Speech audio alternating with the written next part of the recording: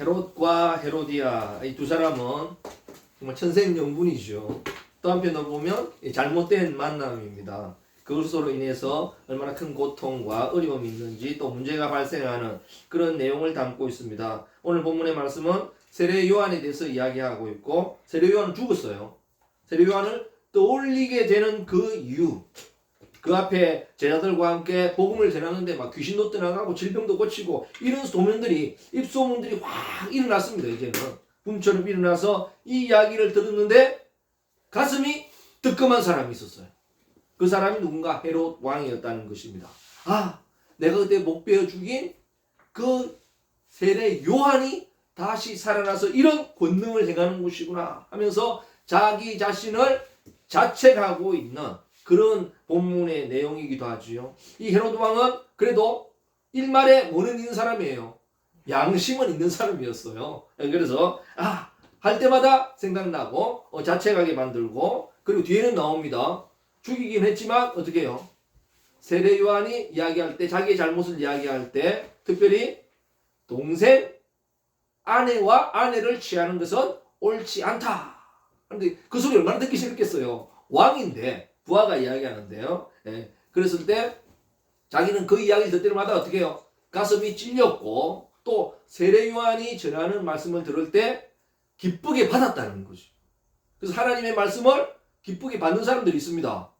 그러나 그냥 묻어버리면 우리 길가박과 같은 거죠. 아마 그런 그 사람이었다 볼 수 있겠죠. 그리고 그의 아내였던 이 헤로디아가 여자가 더독합니다.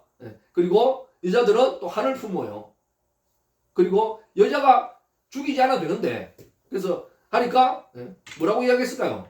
당신이 왕이 맞냐고. 그런데 부하가 저렇게 이야기하는데 가만히 내버려두냐고. 그래서 죽이라고 하는데도 자기는 죽일 수 없어요. 차마 죽이지 못하고 감옥에 넣어두었던 그런 헤롯. 그러나 때를 보고 있었죠, 헤로디아는. 그래서 나중에는 뭐 죽게 되는데, 이 이야기가 나오는 것은 그 배경을 좀 알 필요가 있을 것 같습니다. 왜냐하면 같은 이름, 비슷한 이름이 많이 나오거든요. 헤롯이 나오고 누구가 헤롯인지 진짜 헤롯인지 구분하기도 어렵고, 그래서 성경에는 나오지 않지만 중간기, 신구약 중간기, 중간사에 대해서 조금 알면은 좀 이해가 될 것 같습니다. 이 신구약 중간기 말라기 이후에 400년 동안 성경은 침묵했지만 세계는 급속히 돌아갔어요. 특별히 이 중동 지역, 이 지역의 변화는 가장 대표적인 인물이 누굴까요? 알렉산더 대왕입니다. 알렉산더 대왕이 정복하게 되고, 그리고 알렉산더 대왕과 함께 마카베오라고 하는, 마카비라고 하죠. 마카비도 또 역사에서는 마카베오라고 하고 가슨 사람입니다. 독립전쟁을 해서 이스라엘이, 유다가 독립을 하게 됩니다. 103년, 짧게는 79년 이래 보는 사람도 있습니다. 기간에 따라서, 견해에 따라서 차이는 납니다. 아니, 100여 년을 잠시 동안 독립국가를 유지했어요. 자주독립국가. 그러나 유대인들은 이것을 얼마나 자부심을 느끼는지 모르겠습니다. 그 독립기간을 자부심을 느끼고 자긍심을 느끼고 그때를 추억하고 잊지를 못하지. 이런 게 있었고, 그 이후에는 로마가 일어나지 않습니까? 로마가 일어납니다. 그때 함께 편을 들어서 나아갔던 사람이 누군가? 헤롯이거든. 헤롯이 여러 사람 나오는데 그 헤롯을 뭐라고 이야기하는가? 헤롯 대왕이라고 부르죠. 그래서 이런 것에 대해서 조금 알게 되면은 이해하기가 좀 쉬울 것 같아요. 신구약 중간사에 특별히 알렉산더 대왕의 출현, 우리는 그런 가정을 하지 않습니까? 클레오파트라 코가 1cm만 더 높았다면 어떻게 됐을까? 그 사람들이 이야기해줘. 시집 한번 더 갔겠지. 뭐 그렇게 이야기하는 사람도 있습니다만은. 그리고 알렉산더 대왕이 만약에 10년을 더 살았으면 어떻게 됐을까? 세상의 역사가 어떻게 바뀌었을까? 정말 어마어마한 사람이거든요. 왜냐하면 지금까지 영토를 더 크게 늘린 사람이 있습니다. 세계 최고의 영토를 정복했던 사람이 누굴까요? 징기스칸이라고 하거든요. 몽골입니다. 몽골. 원나라죠.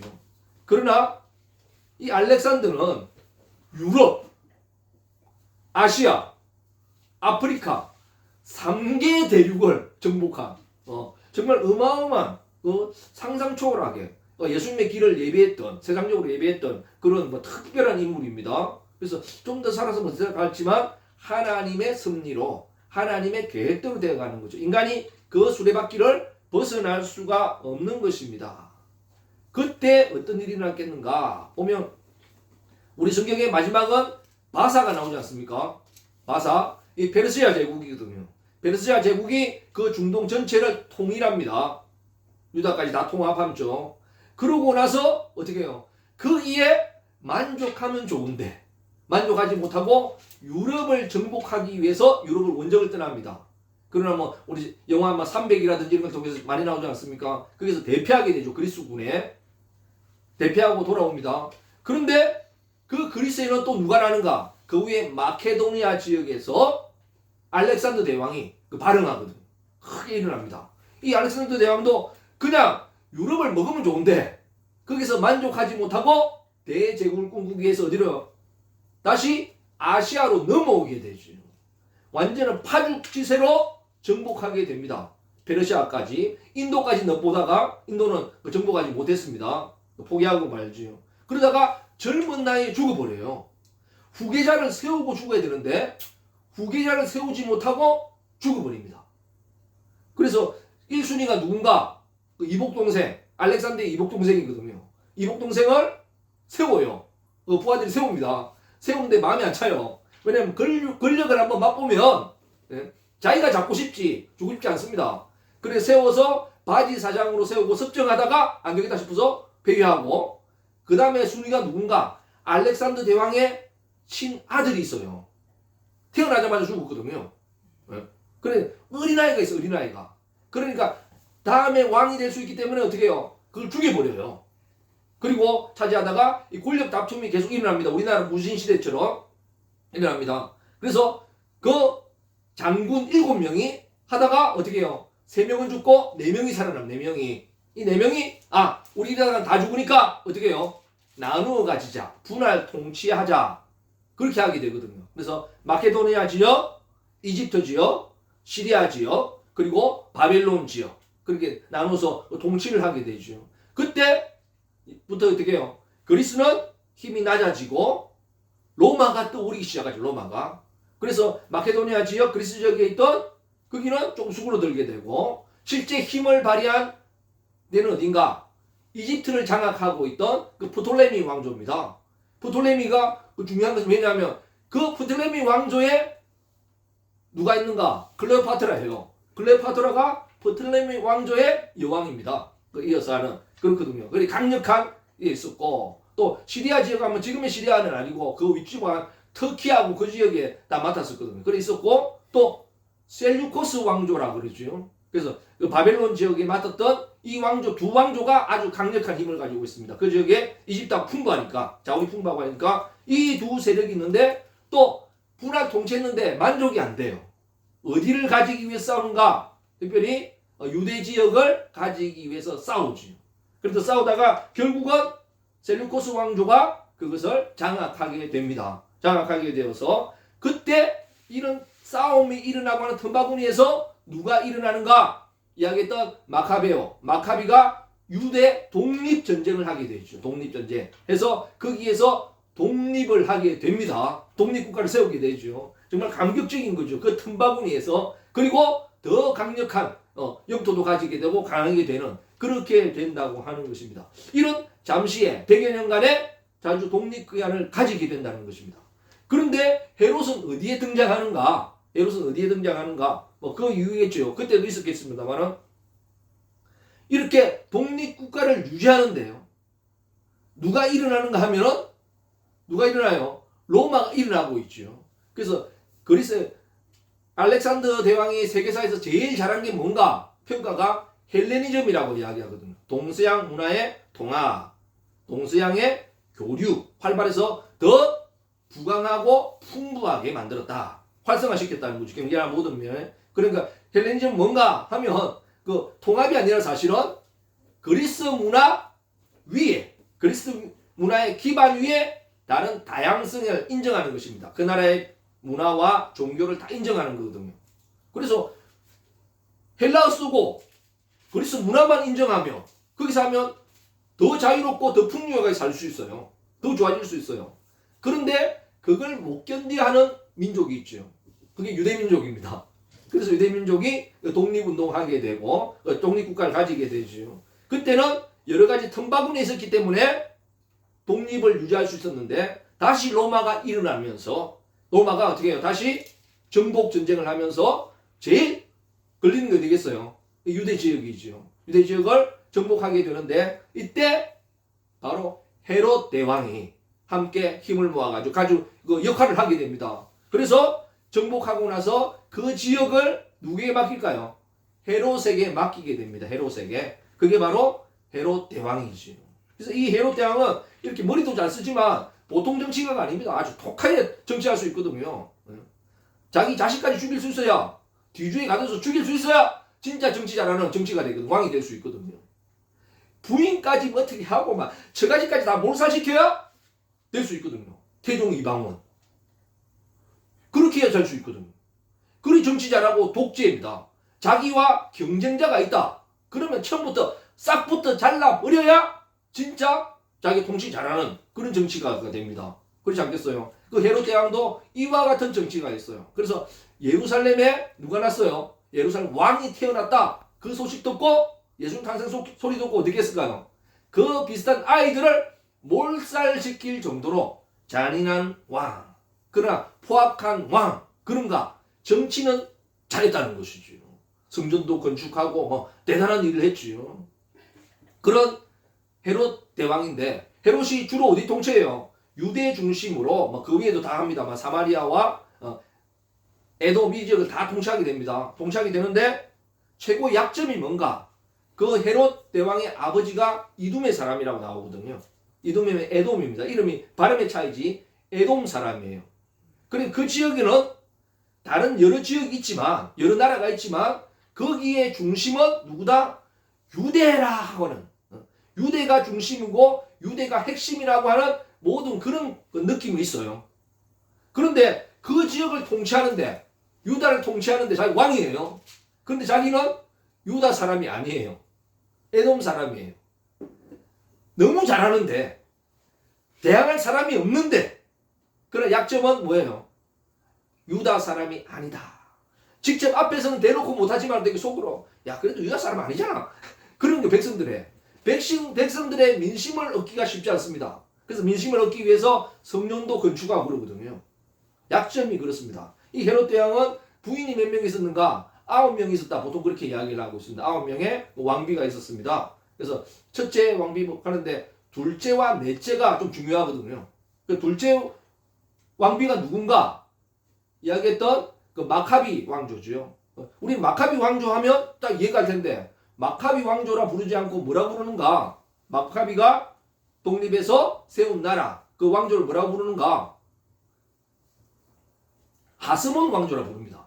저도 신학을 공부하고 역사를 공부하면서 아니 그냥 마카비 왕조라고 마카비 왕조로 하면 이해도 쉽고 잘 될 텐데 왜 그렇게 부를까? 하스몬 왕조가 부를까? 제가 궁금했었거든요. 그래서 제가 연구도 해보고 하니까 왜 그랬는가 하니까 마카비의 원래 이름이 시몬 마카비예요. 우리 베드로도 원래 이름이 시몬입니다. 시몬 베드로 그렇게 되지 않습니까? 그랬는데 이 마카비가 처음에 이야기했듯이 그 민족에게 얼마나 강하게 확 다가왔는지 그들이 감동을 받았는지 우리도 왕조 이름을 그냥 부르거든요. 조선을 뭐라 불러요? 이시조선이라 부릅니다. 이시왕조라 부르거든요. 왜 그렇게 부를까요? 지금은 그때는 좋은 의미예요. 원래는 좋은 의미입니다. 왜냐하면 나라 이름을 그렇게 세우거든요. 옛날에 금나라, 청나라 이전에 금나라가 있었지 않습니까? 중국에. 금나라는 김씨 왕조가 세우고 다스리는 나라. 그래서 금나라예요. 유대인은 됐죠. 유대는 무슨 뜻일까요? 유다 가문이 통치하고 다스리는 나라가 유다예요. 이스라엘 있으자면 이스라엘. 이스라엘은 어떤 나라일까요? 이스라엘 후손이 통치하고 다스리는 나라가 이스라엘이에요. 이름 자체를 그렇게 세웠어요. 그게 부끄러운 게 아니라 자랑스러운 거죠. 자랑스러운 거. 이시조선도 사실은 자랑스러운 건데 식민사관으로 인해 가지고 어떻게 해요? 조선도 괜찮은 나라였는데 조선을 비하하기 위해서 이시조선이다. 야, 뭐 이씨 저거 혼자 다 먹고 자랐는데 뭐 그렇게 하게 하는데 이와 같이 그렇게 부르게 되는데 바로 마찬가지죠. 시몬 왕조다. 그렇게 하면 좋을 텐데 왜 하스몬이냐? 네. 접두어 때문에 그렇습니다. 접두어 앞에 붙이는 거 있지 않습니까? 뒤에 붙이면 좀 구분이 되는데 앞에 붙이면 전혀 다른 이름이 돼버려요.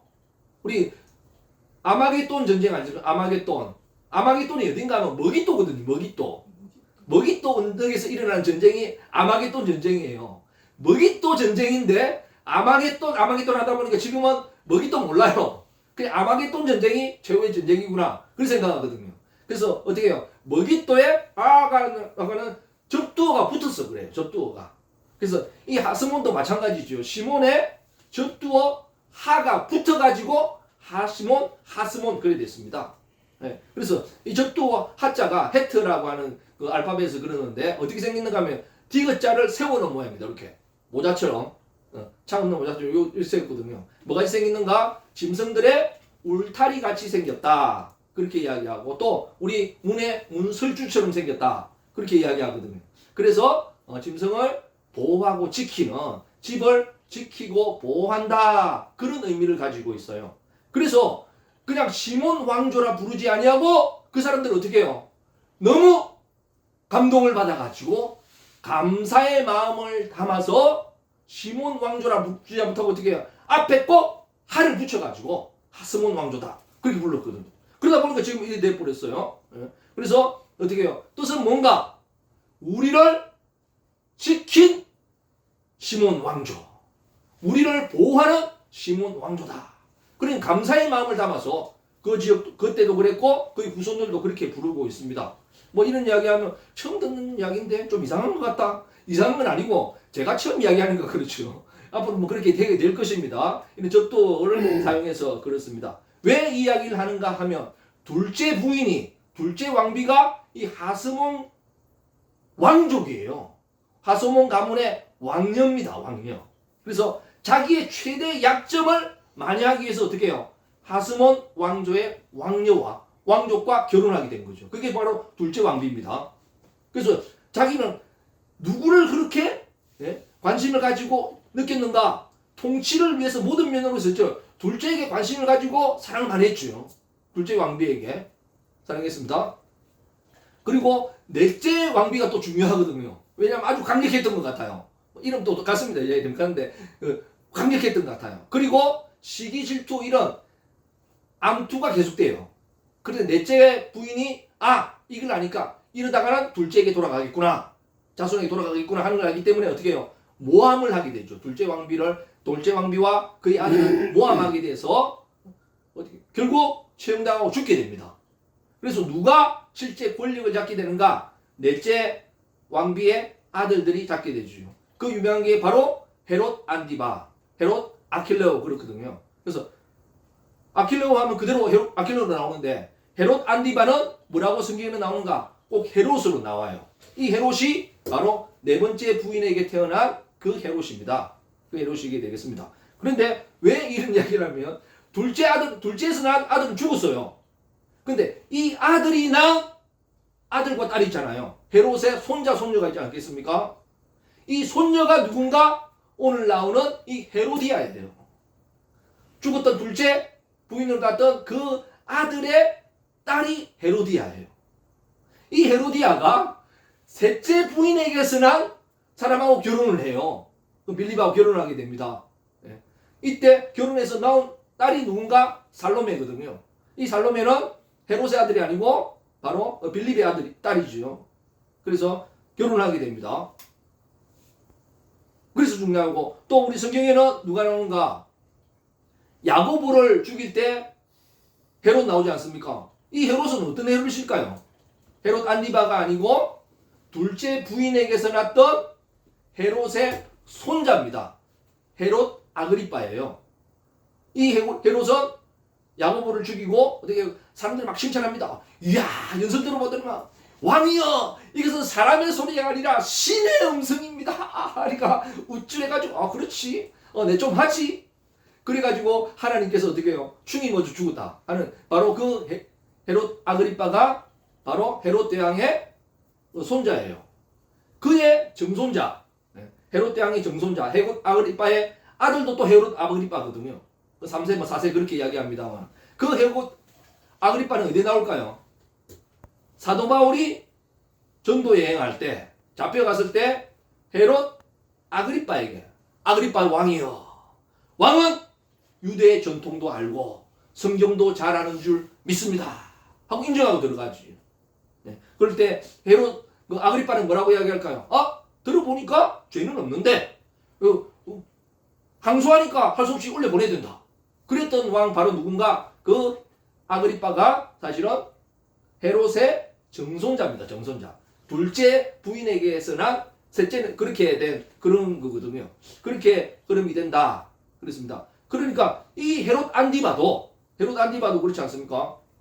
어려움이 생기고 힘든 일이 있으면 어디를 가요? 뭐 행사가 있으면 로마로 가죠. 로마에서 세운 왕이기 때문에 로마로 가게 되죠. 이 로마로 가다가 누구를 만나게 되는가? 헤로디아를 만나게 돼요. 헤로디아를 만나게 되는데 둘이 딱 눈이 맞은 것 같아요. 보니까 딱 잘 맞지 않습니까?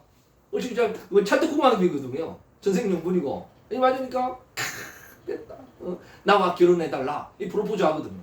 하는데 이 헤로디아도 보통 여자가 아닌 것 같아요. 자기 어머니처럼, 자기 할머니처럼, 아버지처럼 그냥 끝내는 그 정도 아닌 것 같아요. 그런데 둘 다 공통점이 뭔가? 권력의 눈이 멀었다 생각하고 어떻게 해요? 야망이 큰 사람이에요. 헤롯도 그렇고 헤로디아도 그렇고 야망이 있어요. 야망이. 권력을 잡게 하는 야망이. 이걸 딱 둘이 느끼거든요. 피 딱 와요. 그렇구나 했는데 자기는 어떻게 이야기하는가? 보통 같으면 그래도 결혼한 사람인데 어떻게 할 수 있겠어요? 뭐 이럴 텐데 보통 여자 같으면 어떻게 이야기했을까요? 지금 있는 부인하고 이혼하면 내가 결혼해 주겠다. 그래서 이혼합니다. 안디바와 헤롯이 이혼하고 바로 헤로디아와 결혼하게 되죠. 바로 이것을 누가 비판했는가? 누가 지적했는가? 바로 세례 요한이 이것을 지적하고 있죠. 세상 사람들은 어떻게 해요? 앞에서 말 못하고 뒤에서 궁시렁궁시렁 했습니다. 뒤에서 궁시렁 자 불륜을 저지른다고 왕이 돼가지고 그러는데 이 세례 요한은 그냥 거침없이 이야기하거든요. 그게 가시가 됐어요. 그게 눈밖에 난 거죠. 그래서 그 부인 같은 남자 같은 경우 바람 피워도 예전에는 그 문제가 안 됐어요. 남자들은 바람 피우는 게 자랑이었거든요. 영웅남처럼 이야기했습니다. 과거에는 우리 한 4, 50년 전만 해도 마찬가지입니다. 그리고 문제가 생기면 어떻게 불륜이 생기면 제일 큰 피해자는 누구였을까요? 여자였죠. 여자. 예수님 당시도 가늠한 여자 주님 앞에 데려오지 않습니까? 바로 잡혔어요. 가늠을 혼자 합니까? 같이 하면 남자 여자 같이 데려와야지. 잡아와야지. 네? 남자는 그냥 넘어갔어요. 여자만 끌고 왔어요. 바로 그런 시대이기 때문에 이 헤로디아가 가장 큰 충격을 받을 수 있습니다. 그래서 한이 맺힌 것 같아요. 죽이지 않고는 안 되겠다. 저 입 막는 방법은 어떻게 해요? 죽이는 방법밖에 없다. 아마 그랬던 것 같아요. 다른 사람 말 못하니까. 그런 것이 있었기 때문에 아마 이런 게 될 수 있다 하는 거죠. 그래서 그리고 또 헤롯 안디바도 자기도 약점이 있잖아요. 그런데 이 헤로디아는 누구 출신이에요? 국민들이 존경하는 받드는 하스몬 왕가의 왕녀이기 때문에 또 하면 더 시너지 효과도 있고 정략적인 그것도 맞춰지겠죠. 그렇게 해서 하게 된 그런 것을 이야기하고 있습니다. 그래서 이것을 지적할 때 헤롯 왕은 그래도 일말에 양심이 있어가지고 찔렸어요. 아닌 줄은 알아. 잘못한 줄은 알아. 그런데 권력을 위해서 어떻게 하겠어요? 권력을 놓을 수는 없잖아요. 권력을 잡기 위해서는 정략적으로 내야 되고 잡아야 되고 권력을 위해서 하나님의 말씀을 받아들일 수 없었고 그냥 아닌 줄 알지만 묵살할 수밖에 없었던 헤롯.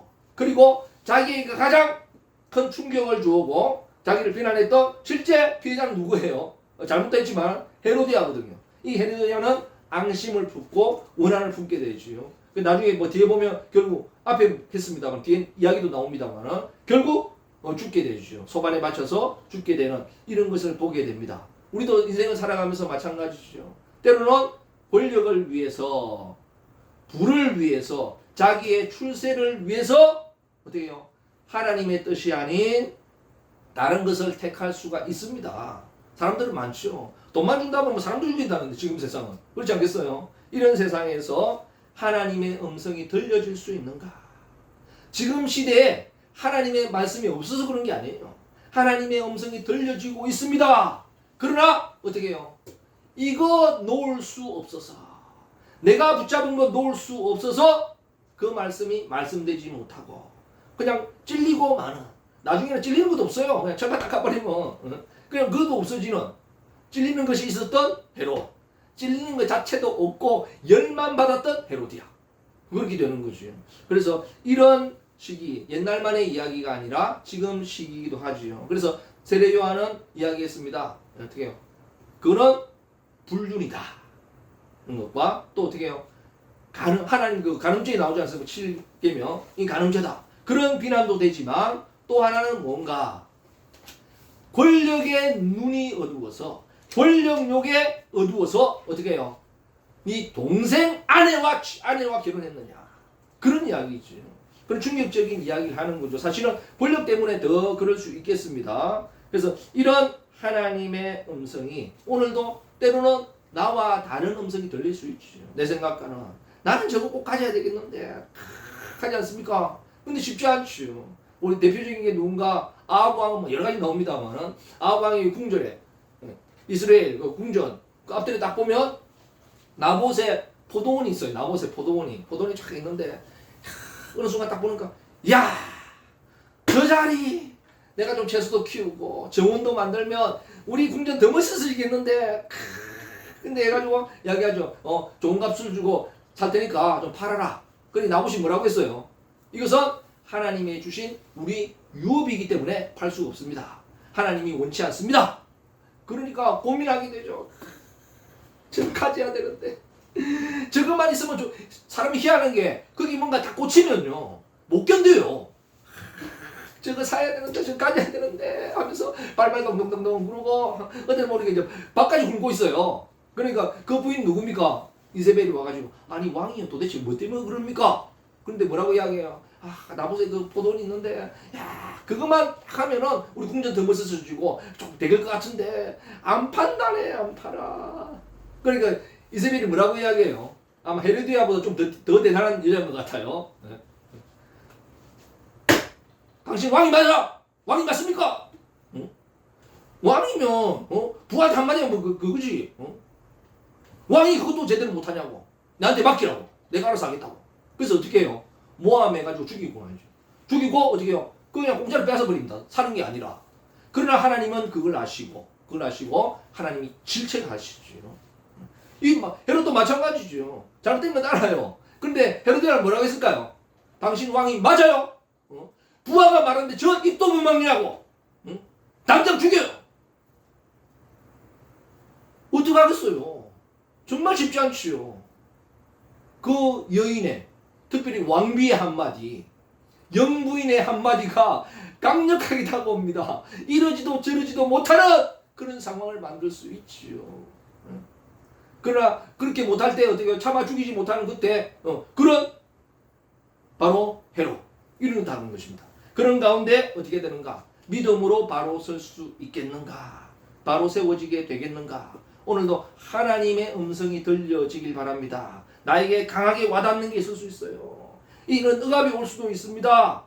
돈에 손해가 갈 수도 있습니다. 문제가 발생할 수도 있어요. 그럼에도 불구하고 하나님의 음성이라면, 하나님의 인도라면 내가 가겠습니다 하고 가면 바로 승리하게 되고, 그렇지 아니하고 결탁하고 가게 되면 지금은 편한 것 같아요. 지금은 된 것 같아요. 지금은 더 잘 됐어요. 그러나 두고 가슴 치는 일이 있을 수 있다는 거죠. 바로 헤롯이 가슴을 치고 있는 그런 내용이죠. 오늘도 우리에게 이런 어려움이 없도록 하나님의 음성이 들려지지 않는 것이 아닙니다. 없는 것이 아닙니다. 들려지는데 그냥 길가밭처럼 묻어버릴 것이냐, 버릴 것이냐, 그렇지 아니하고 하나님의 뜻을 따라가겠습니다 하는 우리 교회와 가정과 이 나라와 민족이 된다면 우리에게도 아직 마지막 희망은 남아 있습니다. 교회가 끝난 것 같지만 끝나지 않았습니다. 아직도 마지막 희망은 우리에게, 우리 가족이 끝난 것 같지만 아직 끝난 게 아니고 희망이 남아 있습니다. 끝까지 하나님의 뜻을 따라가리라. 이왕이 좀 어려움 당한 거, 이왕이 안 된 거 어떻게 해요? 좀 버텨봐야 안 되겠어요? 좀 더 나아가야 되지 않겠습니까? 이런 마음으로 하면 된다는 거죠. 그렇지 않고 지금 힘들다고 포기해버리면, 안 된다고 하면 두고 원망하고 포기할 그런 것이 되는 것이죠. 하나님께서는 누구보다 우리를 잘 아시기 때문에 오늘도 세례 요한을 통해서 말씀하신 것처럼 오늘도 우리에게 음성을 들려주시는 줄 믿습니다. 이 말씀이 나의 하나님의 말씀으로 알고 오늘도 하나님 앞에 바로 세워져 나가는 그런 민족과 그런 가문이 되기를 주님의 이름으로 간절히 축원드립니다. 아멘. 이제 동성으로 한번 기도하겠습니다.